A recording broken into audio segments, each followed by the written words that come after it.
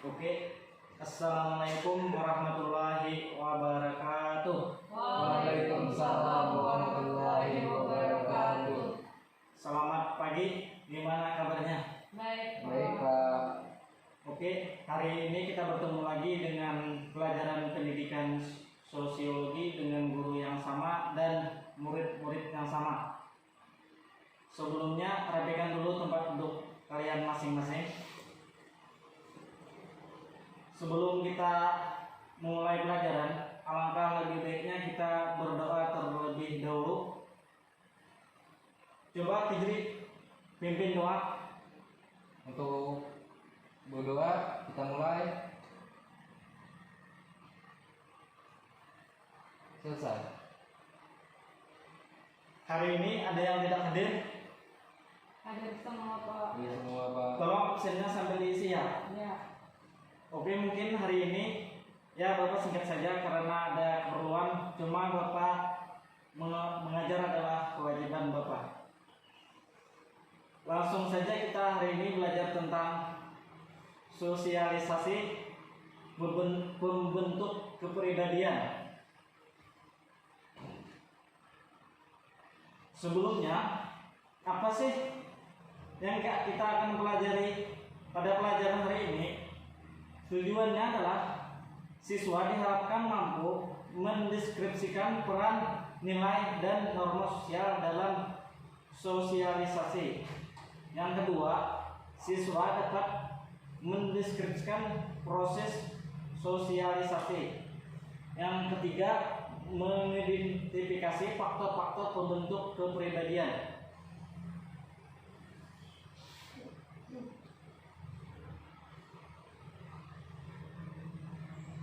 Selanjutnya, mengapa kita memberi atau menerima sesuatu dari orang lain, kita selalu menggunakan tangan kanan.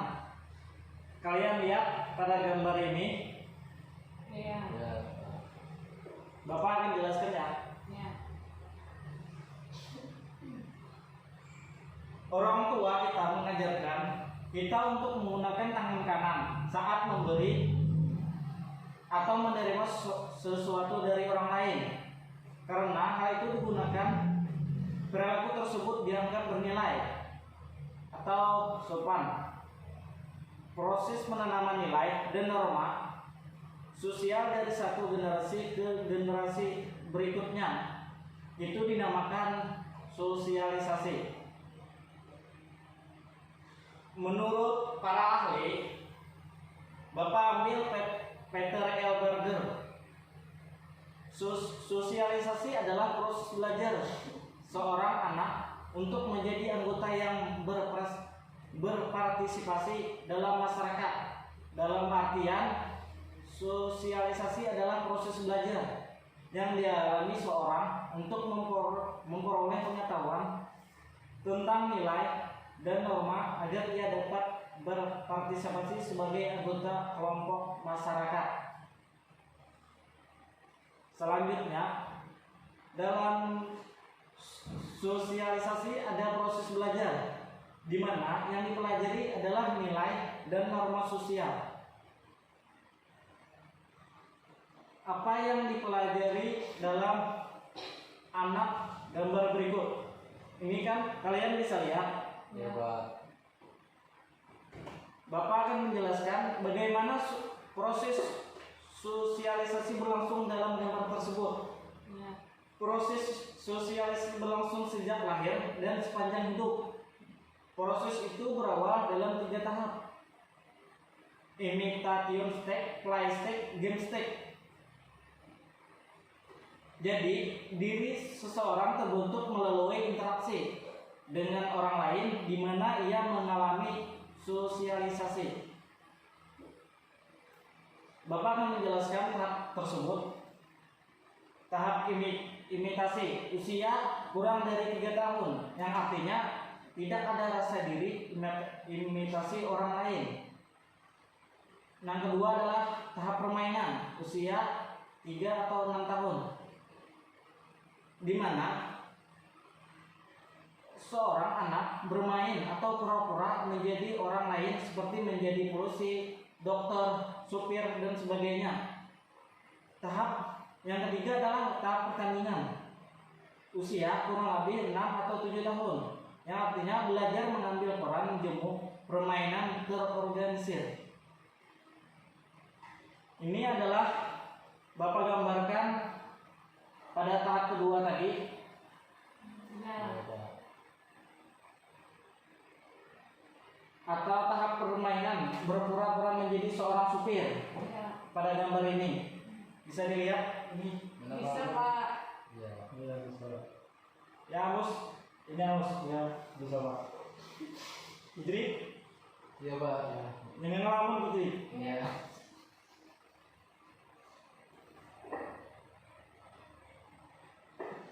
Bapak di sini menggunakan teori looking glass atau set Carlos, di mana diri seseorang merupakan produk sosial. Diri seseorang memantulkan seperti cermin apa yang dirasakan sebagai tanggapan masyarakat terhadapnya. Dalam Bapak jelaskan tadi, proses itu berlangsung dalam 3 tahap, yang artinya membayangkan bagaimana perilaku tampak bagi orang lain, membayangkan bagaimana orang lain menilai perilaku kita, membangun konstruksi tentang dirinya berdasarkan asumsi penilaian orang terhadap dirinya. Di sini Bapak akan mengadakan diskusi singkat saja, menurut pendapat kalian saja ya. Di sini Bapak bagi 2 kelompok, Helda sama Lisa, Hijri sama Amos. Baik Pak. Baik Pak. Dengarkan soalnya ya Bapak berikan. Ya. Seorang siswa beberapa kali mendapat nilai jelek untuk mata pelajaran IPA. Setiap kali hasil ujian diterima, ia selalu dimarahi orang tuanya. Ia merasa menganggap bodoh. Lama-kelamaan tertanam dalam dirinya bahwa ia bodoh dalam pelajaran tersebut atau pelajaran IPA. Iya Pak. Pertanyaan Bapak adalah, tujukah kalian dengan pandangan siswa di atas, dan bagaimana kalian menggambarkan situasi sang siswa pada pertanyaan tersebut? Bapak beri waktu kalian 3 menit untuk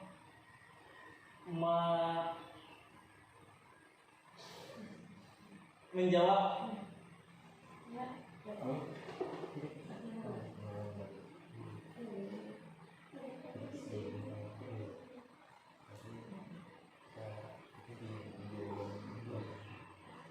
Ya, waktunya sudah selesai. Ya Pak. Yang pertama untuk kelompok 1 atau kelompok Bon Helda sama Lisa, Ya Pak. setujukah kalian dengan pandangan siswa di atas, dan bagaimana menggambarkan situasi sang siswa? Kami tidak setuju Pak. Ya, alasannya? Karena setiap siswa pasti memiliki kelebihan dan kekurangannya masing-masing, baik itu dalam bidang mata pelajaran tertentu. Jadi si anak ini memiliki kekurangan di bidang mata pelajaran IPA. Mungkin dia memiliki kelebihan dalam bidang pembelajaran yang lain. Itu Iya, saja ya. Pak. Bagus sekali jawabannya. 100 untuk kelompok 1. Dan untuk kelompok 2, kelompok Hijri, Kami 2, tolong dijawab. ya kami tidak setuju juga Pak. Kurang lebih jawabannya sama seperti kelompok Helda, yaitu setiap manusia memiliki kekurangan dan kelebihannya masing-masing. Itu saja Pak. Iya, betul sekali. Karena setiap orang punya kekurangan dan punya kelebihan masing-masing. Tentunya Bapak juga grogilah mengajar kalian semua. Semua orang ya kita berproses lah Ya Pak. menjadi guru. Ya Pak. Maaf.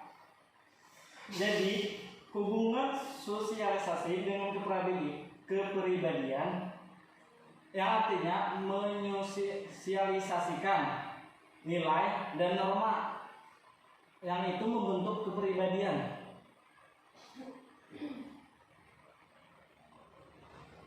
Membentuk kepribadian, warisan biologis, lingkungan fisik, kebudayaan, pengalaman kelompok. Di sini agen sosialisasi adalah keluarga, teman sepermainan, sekolah, dan media.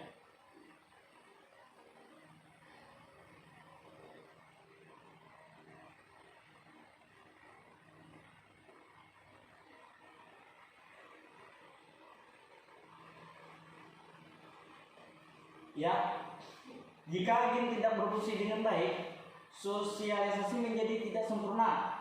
Hal ini menyebabkan perilaku menyimpang, kepribadian terganggu. Bentuk sosialisasi primer terjadi dalam lingkungan keluarga. Sosialisasi pertama yang diterima individu. Yang kedua adalah sosialisasi sekunder, terjadi proses sosialisasi dan disosialisasi. Oke, sekian dari Bapak. Di sini ada yang ditanyakan mengenai ya untuk Hijri. Yang tadi bagaimana proses sosialisasi itu bisa berlangsung, Pak? Iya, bagus sekali pertanyaannya.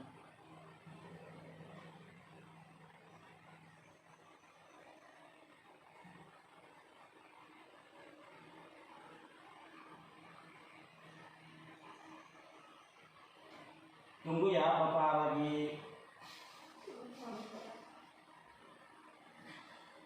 Proses sosialisasi itu berlangsung ada 3 tahap, yang artinya kita membayangkan bagaimana perilakunya tampak bagi orang lain. Yang kedua, membayangkan bagaimana orang lain menilai perilaku itu. Yang terakhir, bagaimana konsepsi tentang dirinya berdasarkan asumsi penilaian orang lain terhadap dirinya. Ya, apakah bisa diterima jawaban Bapak, Saudara Hijri? Bisa, Pak. Iya, bagus sekali.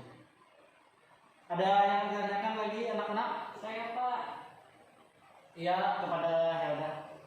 apa yang terjadi jika agen sosialisasi tidak berfungsi dengan baik, Pak? Iya, pertanyaan yang sangat bagus.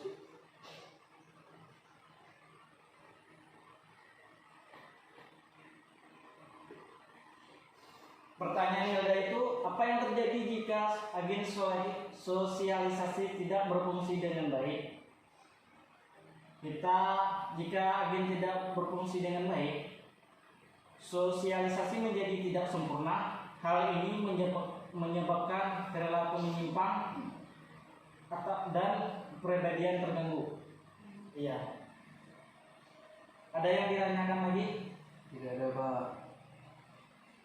Sudah jelas, Pak. Sudah jelas ya. Iya, Ya, Pak. ya, Pak.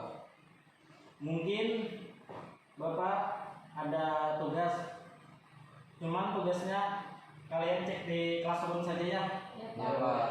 Keterangannya Bapak kasih di sana. Iya, Pak. Dikumpulnya 3 hari, Bapak beri waktu. Baik, Pak. Oke? Baik, Pak. Iya ya. Kamus Ya, sehat hari ini?